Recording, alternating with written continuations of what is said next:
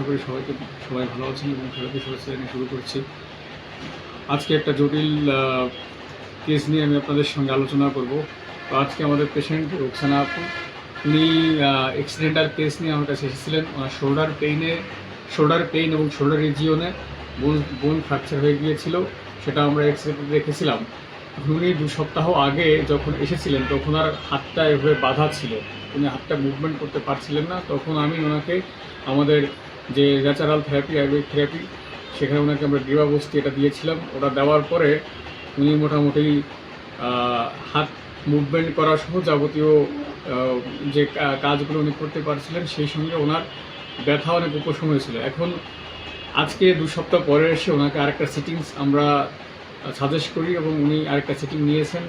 তো এই 2 সপ্তাহে ওনার ট্রিটমেন্ট প্ল্যান অনুযায়ী আমি ওনাকে বলেছি যে 3 মাস এবং এর ভেতরে আমাদের সিটিংস চলবে, প্রতি 2 সপ্তাহ পর পর সিটিংসগুলো চলবে।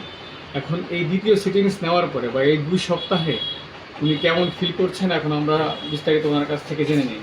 হ্যাঁ আপু বলেন, 2 সপ্তাহ আপনি আগে যে থেরাপিটা নিলেন, 2 সপ্তাহ পরে এসে এখন আপনার কেমন লাগছে? ভালো লাগছে আমার। আমি আগে হাত সোজা করতে পারতাম না, একটু সোজা করতে পারতেছি। হাতের ব্যথা কিনছে টাকা একটু চিল্লাইতো, ব্যথা কম করে এখন ভালো লাগতেছে। কিন্তু এখন আমি হাতটা অনেকটাই সোজা করতে পারতেছি। হ্যাঁ, হাতটা এইভাবে করেন দেখি। হাতটা এতটা আমি করতে পারতাম না, এখন আল্লাহ আমি করতে পারতেছি। আচ্ছা, উনি মুভমেন্ট করতে পারছেন এবং আপনি তো আগে খেতে পারতেন না, এখন এই হাত দিয়ে তো খেতে পারেন। হ্যাঁ, আমি এই হাত দিয়ে এখন নিজে মাথায় খেতে পারি। মানে মোটামুটি স্বাভাবিক যে কাজকর্ম সেগুলো করতে পারছেন। যে